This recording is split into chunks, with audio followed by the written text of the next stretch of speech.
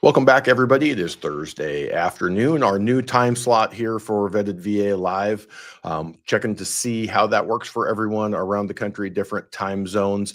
And what we've been doing is sort of a special look in of the topics that are coming up in the group that you guys are asking a lot about and that we're getting a lot of feedback. And we have a special guest, as we did 2 weeks ago, Christopher Griffith, the founder of Vetted VA. And we're going to go through today using your VA loan and being able to use it within the guidelines to acquire or accumulate investment properties. Chris is an investor, homeowner.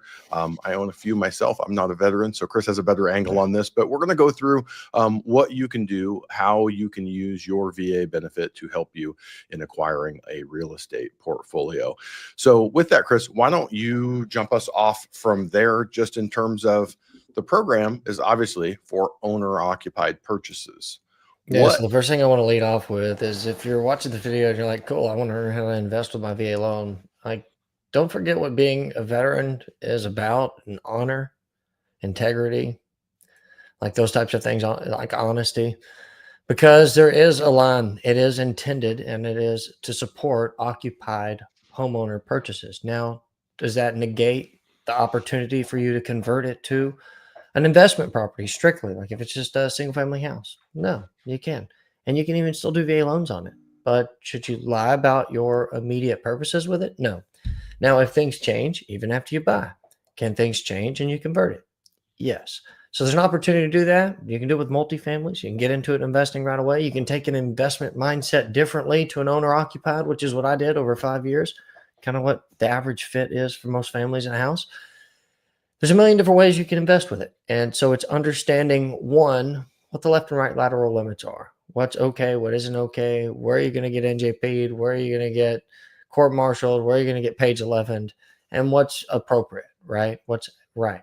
So if you watch this video, do it the right way. We'll show you, because there's a lot of people out there that are going to tell you how to fake the funk, how to, I can't say those words, but something to the rack, like sandbag, like just not really, pretending, lying, being dishonest. And that will get you in a lot of trouble if you get investigated by Inspector General, because that's who investigates occupancy fraud and stuff like that, I think. So, well, Chris, why don't we start with the easiest, most direct, absolutely clearly above board way of doing this, and especially for younger borrowers, younger veterans, not a foreign concept to them at all. Either this idea of house hacking, so I'm going to live here, but I've got other rooms in my house, or buying multiple units. Also, with the VA loan program, totally acceptable to buy a 2, 3, 4 unit building. One is your primary residence and the others to rent out. What does that look like, and what are your thoughts of veterans acquiring homes either through house hacking or multiple units? yeah, theory and reality, right? There's the place where those two merge. It's like those two oceans that come together. One's blue and one's brown. They don't, like, one's blue and one's brown. There's a line. It's kind of the same thing. There's a period in time where my family could withstand renting out rooms or living in a duplex or quadplex or an apartment. Now, no.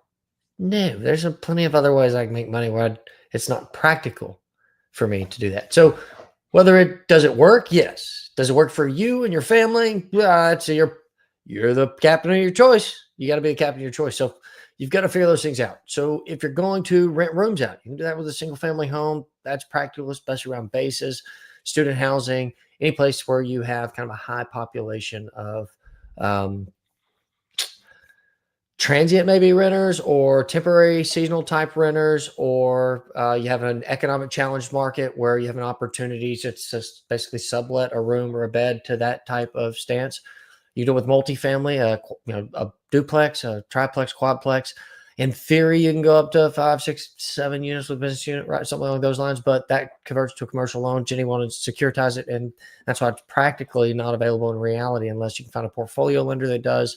In some weird way, you can still get a guarantee on it, but you can't securitize it. If you can't securitize it, that's where Jenny Mae comes in and takes theory, and that's where that muddy water merges and creates a line. Reality doesn't crest over. So from a single-family house to multifamily attached property type concept to even a single family house with an ADU or a pool house and a garage with a guest house in it, and treating it like an ADU, whether it can be practically used to qualify as income, as a separate rental income, or whether you have the history of that, or you meet any of the, like, it's like VA guys. There's like any number of ways to qualify, but it's technical, but you can get to it a number of different ways. I purchased a house. It was a short sale. It was underwater, meaning it was selling for less than what it should sell at because of the market circumstance and the nature of the property. I bought it because I knew houses and I knew that house should be worth a lot more. For over 5 years, I rehabbed it, put about 100 grand into it. A $332,000 purchase turned into an $810,000 sale. House I'm in now, same strategy, less rehab. It was a market imbalance. Purchased 742, would trade 6 years later today, 1.752 million, somewhere in there. I have a $2,500 house payment and $540,000 note. So how do you invest in real estate? Well, it depends on what you call investing. Most people say, well, that's not investing. Well, it's $500,000 tax-free nearly. Bought some I have single family investments. They don't do that. Well, Chris, So talk about that. Spell it out for them a little bit more directly, because a lot of people are super unclear. We still get questions all the time of people saying, hey, if I sell my house and I buy another house, can I roll over my profits tax-free? Talk about that $500,000 potential gain. Yeah, so tax-free. Cap gains is kind of a not fun category to be in. They hit a little harder there, and it's short-term, long-term cap gains, different rates. They hit you differently too, depending on your bracket probably, and the thing. But basically, it's a tax on growth, realized growth. Oh my God! Could you imagine if they made unrealized growth capital gains tax? They're trying. That whole conversation is baffling. So you can't tax the make believe. Stop it. Stop it. It's like, anyway. Okay. What are we talking about? The gains exclusion for your primary capital residence. Gains. Thank you. So when, as a single individual person, you get up to $250,000 of cap gains free growth in your home if you've lived in it 2 of the last 5 years as your primary residence. So meaning you can live in it, rent it out for 2 years, 10 months, 30 days, sell it tax-free on the cap gains because you lived in it 2 of the last 5 years, right? And so that strategy allows you, what can you do to gain and grow something reliably and not be taxed on it? Because the reality is you all are worried about cost on debt and saving a 0.25% or 0.3% here when capital gains and inflation is robbing you blind. I promise it is. And you need to figure out why I'm laughing when I say that and how it's true and how it doesn't have to hurt you emotionally, because the tax abatement you get in the cap gains avoidance is phenomenal, allowing you to compound growth, especially if you start with so little. I started with little. 332, 0 down, not great credit, not a lot of income history. Hair and a chinny chin chin. Luckily, I had a couple, I guess, but I didn't at the time. I had a few at the time anyway. So with little, with 0 to $1 million was the concept. 2 houses, 10 years. Proven it. I've got to sell this one to realize it, but I've already accessed equity that validate the value through appraisal. So realizing it's just a pride thing at this point. But avoiding the cap gains up to 250 allows you to then compound that without it being taken from. And that's how you get compounded effect, is you have to get that nut rolling or that momentum rolling and snowball rolling so it picks up steam. It adds weight and adds momentum and mass and speed and tempo. And by the time it gets to the bottom of the hill and it hits your aunt's minivan, you're going to get beat when dad gets home because you just caved in the whole side of it. It happened way faster than you thought it was going to. And that's the nature of compound interest. So cap gains free income creation on a primary residence is phenomenal, because with a couple, you get 250 each, 500 grand, $500,000 tax free. I think every house should make you $500,000 tax free in 5 years if you do it right. And so that was a strategy that I deployed, because making money is one thing, keeping it and compounding it fast enough to defeat inflation. You have 2 enemies to money, and money is your enemy until you set it to work for you, compounding or providing you a compounding liquid reserve for debt maintenance, which allows you to grow with a future cost of money that's going to be far less heavy for you when you get there to carry it. That's the nature of debt. So by taking control of it, even a single family house, You can compound your earnings if you don't spend them or use your equity like a credit card to increase your living stand or have or what are they, living standards, right? My wife had a meltdown the other day because I was grinding her on, I'm bad. Everything works. And she, God love her, and I say meltdown, it wasn't bad. But she's like, it's just, when's it gonna end? You buy all your pants and your shorts at Walmart. Like that's what she said. Like, Aaron, first of all, Wrangler makes exceptionally high quality material, and I didn't decide for Walmart to carry them, but $24 for a pair of pants of this stretchy material. Like, it's reasonable. The $12 for shorts, come on, get out of here. I buy them because I want them. And it allows me to compound my money elsewhere. So it's what are you willing to sacrifice that others see and it hurts them that you don't care about? Because I want to tell you something. My buddy's got some kiwi pants, kiwi, whatever. Oh, I'm getting out of camera. These pants are hot. They got pockets. They got pockets. Oh, they stretch. But who cares? I don't. If it bothers someone else, whatever. But it's compounding value instead of spending it today. And saving on taxes or avoiding taxes appropriately is a way to do it and hyperinflate your gain, right? That's the phenomenal part.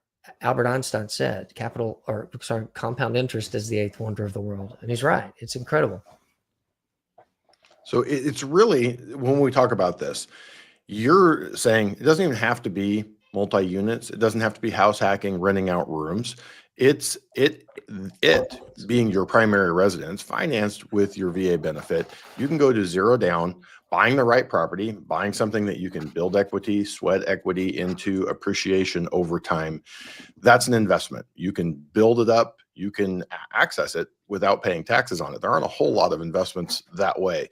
Probably the biggest difference there among those, house hacking and ADUs, we're not going to be able to use the rents to help you qualify. But if you're looking at 2 to 4 units, if you need a boost, although VA is very flexible on high debt to income ratios, but if you need a boost to qualify for more, 2 to 4 units can do that for you. But Chris, kind of moving on, a topic that we've covered many times on Vetted VA Live is this idea of secondary entitlement. People get the idea. Some veterans think, hey, I can only do this for my first time purchase. I can only do it once. But not only that, once you acquire the home, now if you're here in California, I helped a veteran here in Westminster, California earlier this week. They bought a $1.3 million purchase. That's going to use up all their entitlement. They're not going to have secondary entitlement. But many parts of the country, that's not the case. They've used far less of that entitlement. You want to talk about secondary entitlement and being able to move on and buy that second home and keep the first one as a rental and still being able to use your VA benefit. Yeah, so this myth of you can only use your VA home loan once, been around for forever. It's never been true in my lifetime that I'm aware of, or at least in my adult lifetime where it's applicable. It's untrue. Bonus entitlement, secondary entitlement, second tier entitlement. You hear it called several different things. It's referenced differently, oddly, in different places too, in the guides, but whatever, doesn't matter. You have a formula like anything in VA that determines what you can qualify for dependent upon where you're at, because they realize it's not apples to apples everywhere. It's like not $400,000 doesn't work everywhere in the nation. There's like a lot of places where veterans and active duty militaries are, where $400,000 doesn't buy you a studio cardboard box. So there's a table for all of that. And essentially how it works is you have your entitlement, your bonus entitlement, you have your base layer entitlement. And then if you have any left of your entitlement, initial entitlement, $1, then you have a calculation to come up with what you have to put down for the portion of the guarantee that you don't have full entitlement for, right? So 25% of the disparity between the purchase price loan amount and what you have in remaining entitlement. So with $1 remaining, you're effectively 25% down, almost 24.999 or somewhere in there. I didn't do the math. It's in my head, but in a worst case scenario with $1 remaining. But for most people, in many markets, especially markets where you're in an average cost of, say, a decent starter home still 300 grand, 250, 300 grand, 325, you can qualify to buy 2, 3, maybe more depending on where your first entry price is. Doesn't really happen anymore, but if your first, regardless of what your first house is, your second house has to cost more than $144,000. That one will get a lot of people, and whew, it's not fun. Because I do remember when you could buy a house, there were plenty of houses you could buy for $75,000, $80,000 that qualified. And then people try to go out and buy another $100,000 house or another $80,000 house, but you can't. So there are qualifying terms to spending bonus entitlement or secondary or second tier, whatever. And it's different based on the county that you're buying in and what you've used or haven't used. But you can potentially qualify for multiple. I think I've seen 4 houses on one entitlement was, as far as a human I knew, where I was certain it was a valid story. I saw the Joey on it, but there's probably practically been more than that. I think fundamentally Randy 4 or Tico, one of our 5 vetted maybe what you'd be pros, I capped think at technically. has a client that he has done 5 for over You'd the have to have years on somebody this that one. started with a really low 1 or Very 2, low. or it'd have to be 1. The second one would have to be borderline 144. The problem is you're gonna be stuck to it unless you cashed out what you couldn't do in Texas. That'd be a Randy thing. Like, there's conceivably a way you could get more than that, but it would be a multi-year thing. You would have had to start it when house prices were sub 100 grand, and like I'd have to whiteboard it for 20 minutes. But there's a plan there where you could have using multiple different strategies of refinancing and maintaining, and then you always have your good Lord. This is why I hate doing this at 4. It's been going. This is my 12th hour of the day right now. We're in. Restoration of entitlement exists, which gives you kind of a one-time, you restore your entitlement and you're back to going, all new entitlement. But before you do that again, you have to sell everything that you basically had when you restored your entitlement, along with the thing that you purchased with it. Right. Well, It's Chris, not, you can't just keep restoring entitlement over and over and over. It's attached to those initial properties. And if you ever seek to use it beyond its a point of extension at that new point, you'd have to dispose of, and you can't sell them to your LLC because, again, that's an inspector general thing that if they find, VA said at the lender conference, they're not okay with selling it to yourself in a visible, like a hidden way, isn't disposing of the property in the way the entitlement declares, because it still represents significant risk to the entitlement and everybody else using it. If you want to know what I mean, look at what happened with Earls.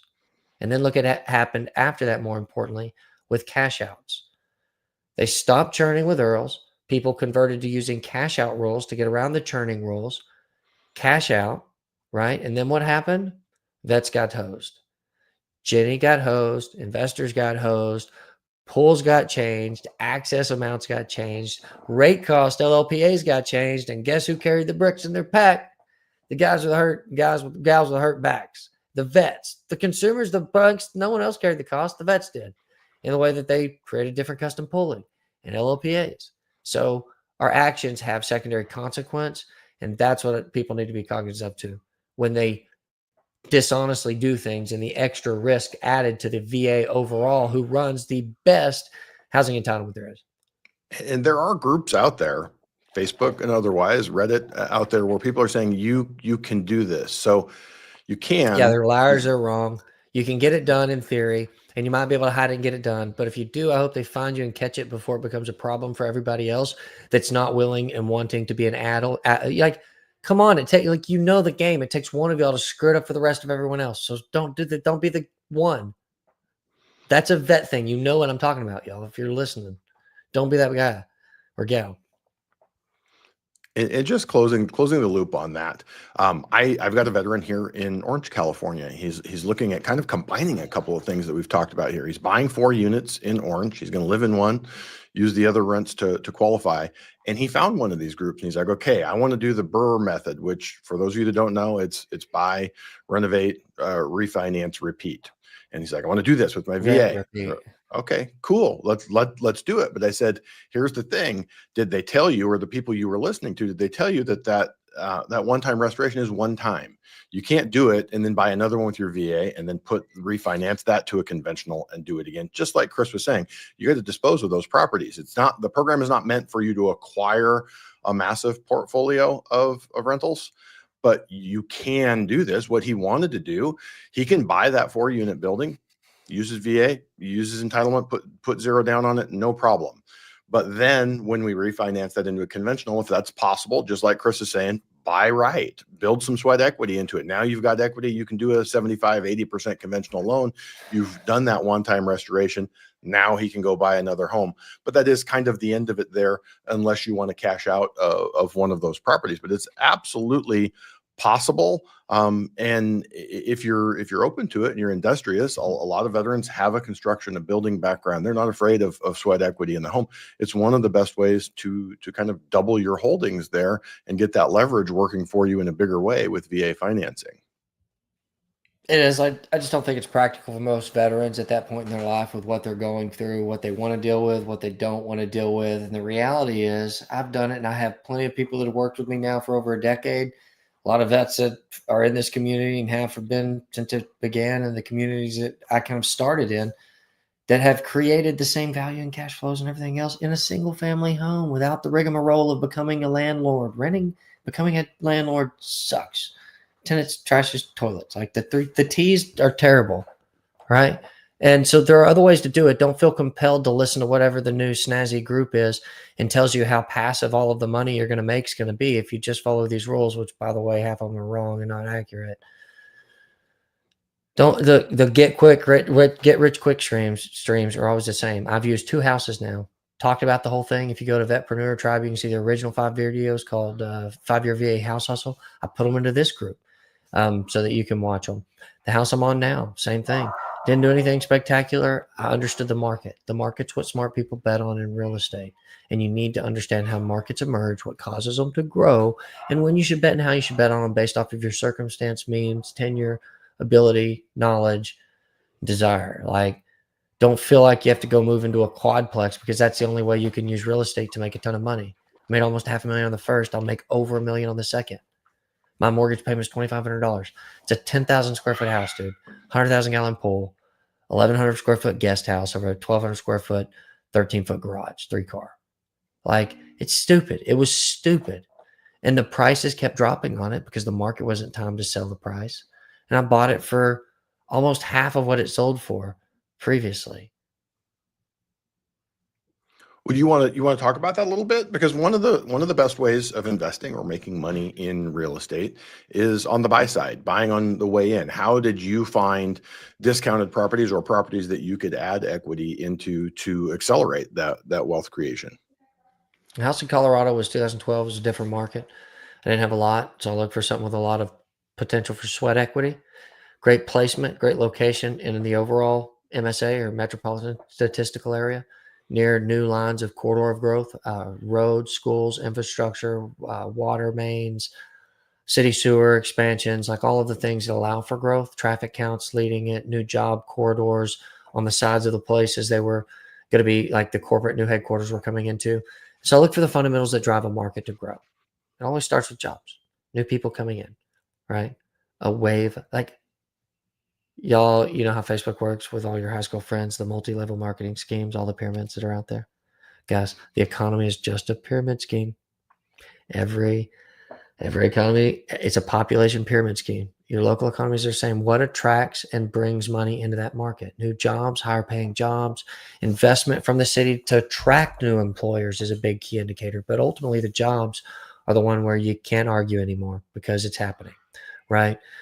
And so when you know that, you can bet differently. The area I'm in now, North Texas, Grayson County, was around the Sherman Denison expansion with advanced semiconductor wafer manufacturing.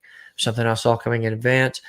Happened sooner than I thought. Market's going to go nuts now for 10 years. It's going to be emergent, truly emergent. Emergent market,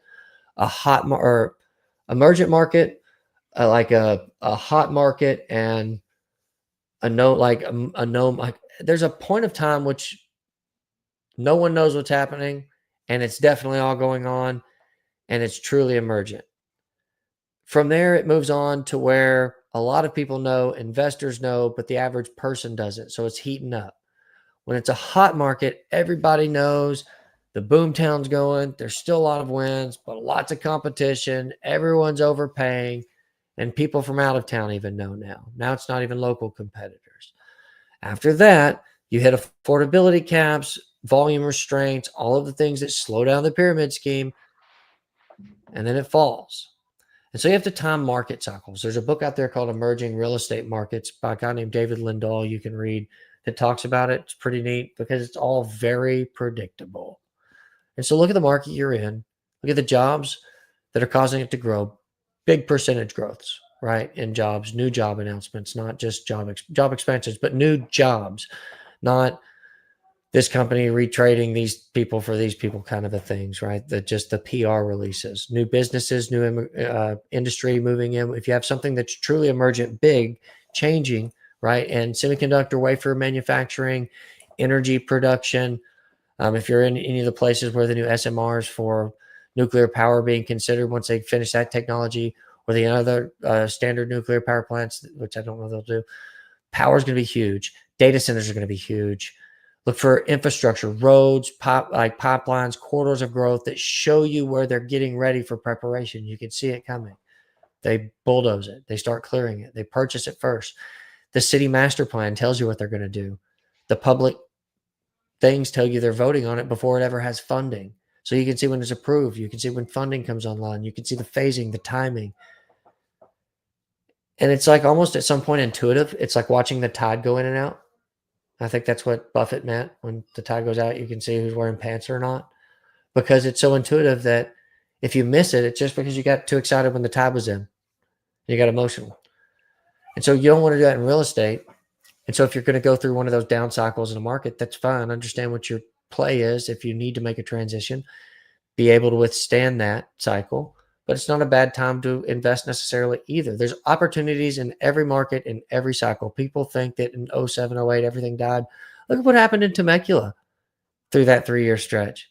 You see markets that grew during the worst real estate housing crisis in America's history. It happened.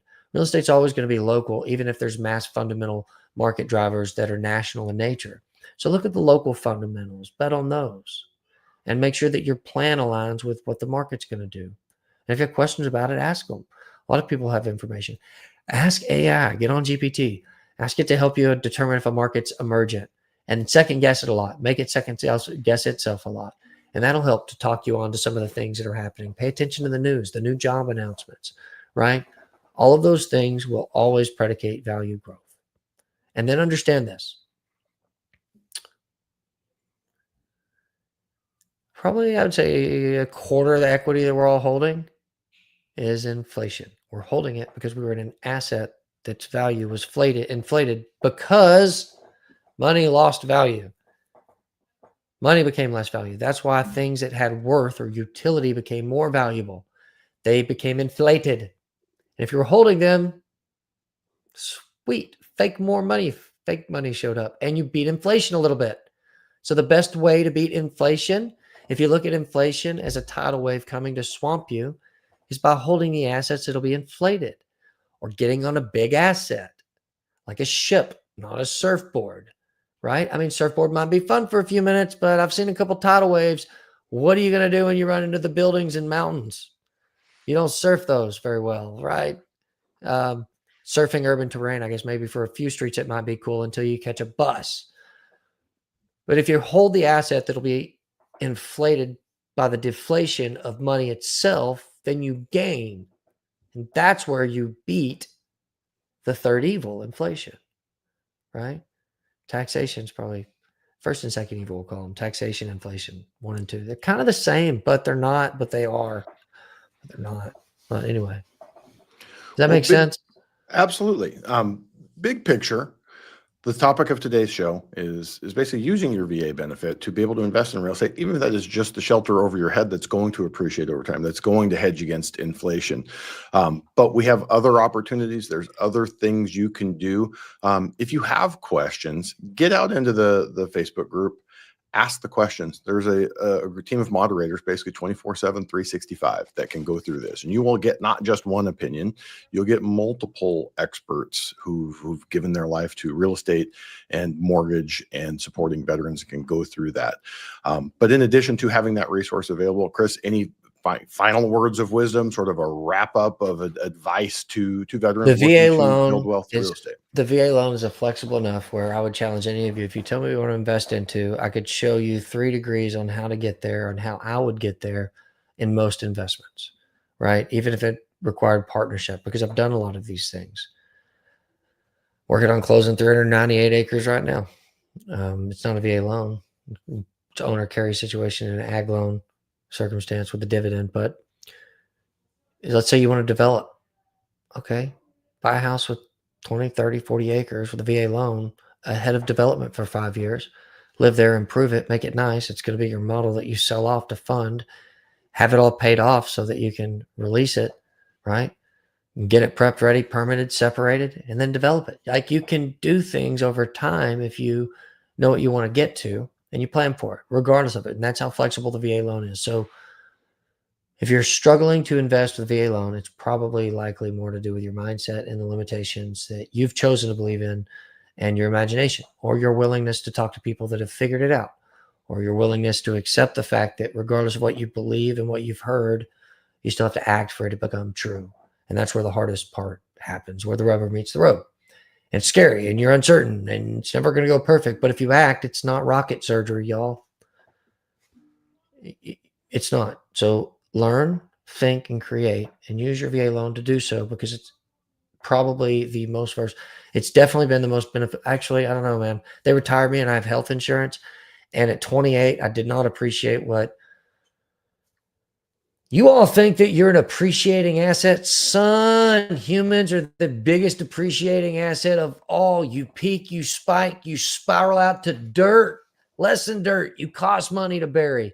You're a depreciating asset. So at 28, when they retired me, I didn't think. At 39, almost ready to turn 40, like, ow. It sucks. So the health insurance was cool, but next to that, it's not even close. I've used my VA home loan entitlement with 2 houses alone, and this doesn't count buying VA foreclosures, which they finance, seller finance as an investment property with a VA loan, basically. None of those. Same thing. It's not, but it is. Funding fee and everything. No entitlement required. It acts the same. Rates nearly the same. All of it's the structure the same. It's like 2 houses though. That would be $1.5 million conservatively in 2 houses today. And that's over 11 years now, 2012 to today. So that's longer than 11 years. Yeah, 12 years. But that's not bad considering I lived in it. I didn't deal with tenants. I raised my daughters in it. I got 3 of them, 16, 14, and 10. And my wife and I, we fight, good God, 17 years of it. And I don't want to live in a duplex. So I have to hear you and your wife fight. Keep your stuff to yourself. It's hard enough alone, right? Only rent to single people is the rule. If you get multiple units, only rent to single people, then you don't have to deal with as much.